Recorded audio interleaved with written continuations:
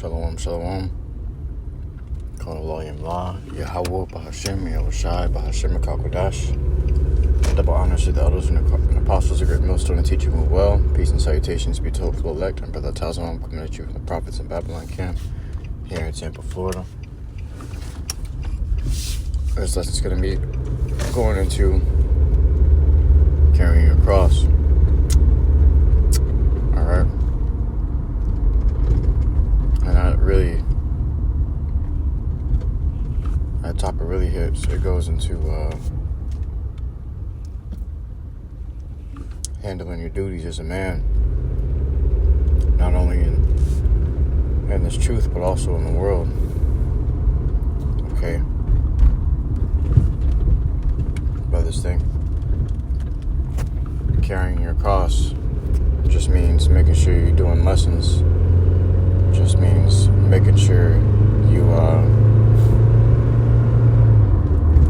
coming out to camp and in the group chat and saying shalom and khan. This is these are things that we do, but you still got to carry your cross. At the end of the day, your cross is going to be your burdens, things that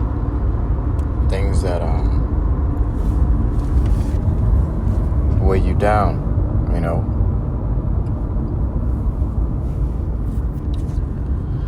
Like your bills, the responsibilities as a man, and if you have children, then your responsibilities as a father as well. If you have a wife, then your responsibility as a husband. There's responsibilities in everything that you do in this world. And you can't just put those things off or ignore them. You have to attend to them. Okay?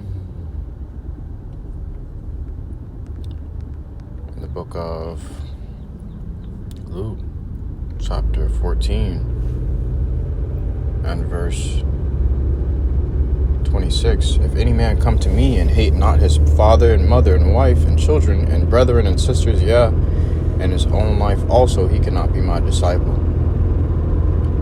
And whosoever doth not bear his cross and come after me cannot be my disciple. So it's a lot of things with bearing your cross. You got to be able to put the Lord before everything in this world and deal with the backlash from it. You know, because people going to talk shit.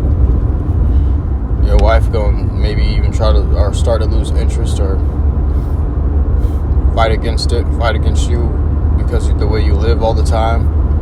Alright? Your children may not like it or complain continually. Okay?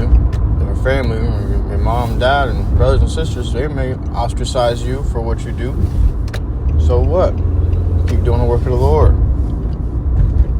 We all return to the same place, and they can't ostracize you in the kingdom.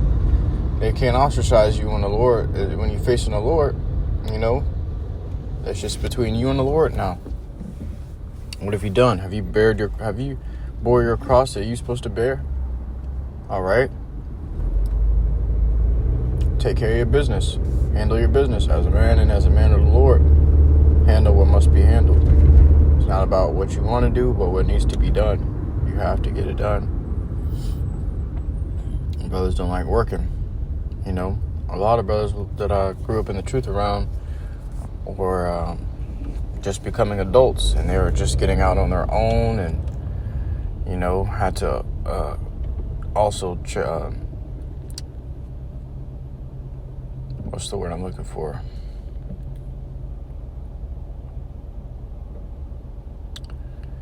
They had to also transform their lives into that of adulthood. You know, they no longer depend upon their parents and live with their brothers and sisters, but now have become independent, and their lives are dependent upon their actions and choices. You know, and I've seen that it was a heavy shift for a lot of brothers. You know, brothers still wasn't used to. The brothers didn't know they had to. A lot of brothers didn't know they had to, you know, get up and work, and didn't know much about paying bills. You know, and I didn't either when I was turning 18. You know, those things were new to me. I didn't know much about rent. What happens if you don't pay? I understood if you don't pay, you get getting put out on your ass, but I didn't know, the details around all of these things as a child growing up. I was just always, enjoying the fruits of my mother's labor because my dad was locked away. I didn't really have my dad there to teach me about life as much as he needed to be. I grew up with him until about 7 years old. Left. I met him again when I was 17, I believe. And we hung out for a few weeks, but he left again. Not as if he just walked away, but he was in prison. So, going into the adulting life, I understood that it took a lot of change, and it took a lot of responsibility, a lot of manning up to do. A lot of brothers just gotta man up. It's a part of bearing your cross. And whosoever doth not bear his cross and come after me cannot be my disciple. There's a lot that comes with bearing your cross, For which of you intending to build a tower sitteth not down first and counteth the cost, whether he have sufficient to finish it? If you come in here to build the kingdom up, you need to count the cost. You need to see what's going to hinder you, what's going to be holding you back, what are some things that you're weak in, and the things that you're strong in. You got to count the cost. Consider what is going to be beneficial for the Lord's workmanship. All right, and also consider the things in your life. Okay, are they going to hold you back from doing the work, or are you going to say to hell with it? Forsake it or hate it. To come and serve the Lord YAHAWASHI. Okay. What will you do? You got to count those costs. That's a part of bearing your cross, man. Matter of fact, if I can grab this too, because that's what YAHAWASHI did. That's what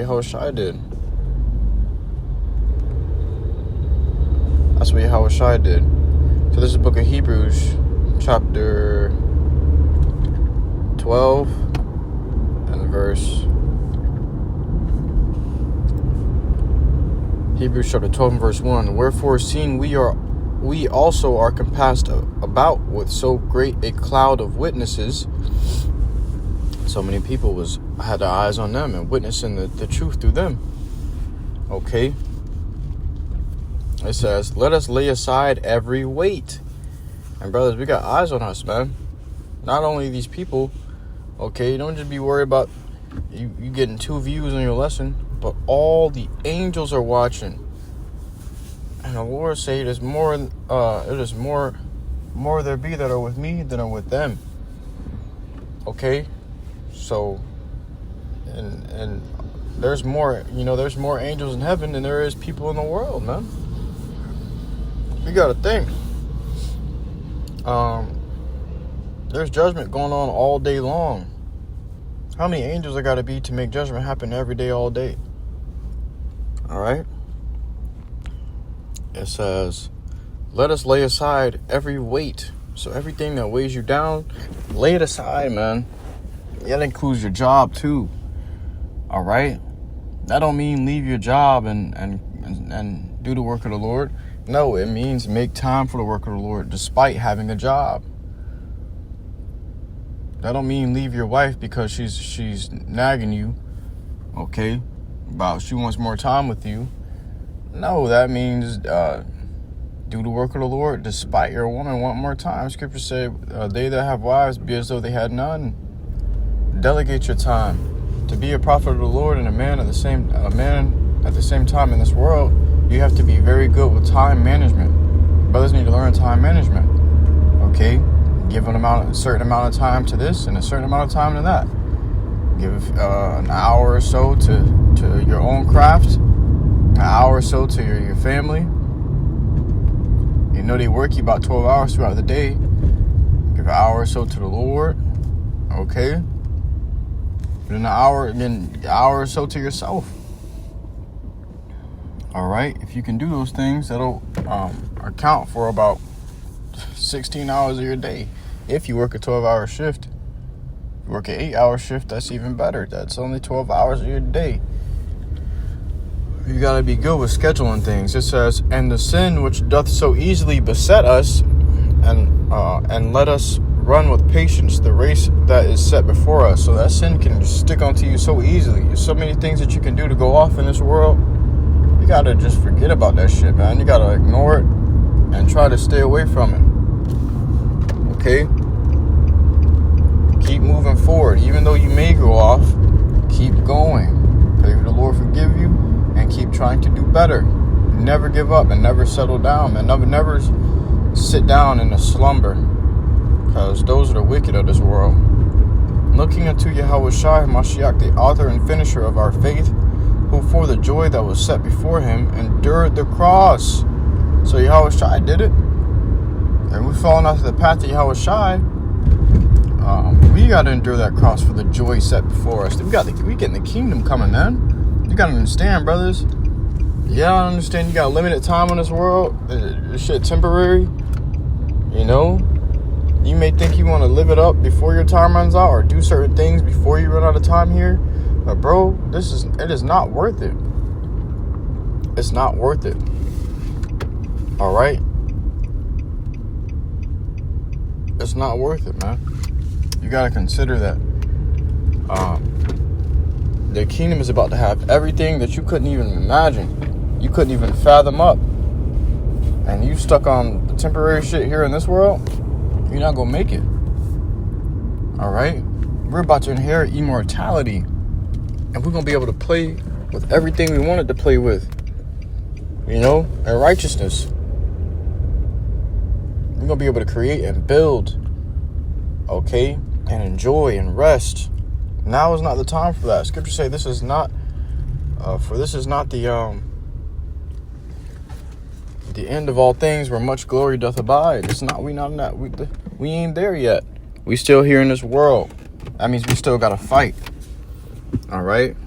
It says, who for the joy that was set before him endured the cross, despising the shame, and is set down at the right hand of the throne of Yahweh. He sat down on the right hand of the throne of power, man. He endured his cross, despising the shame. That means what? He buried his cross.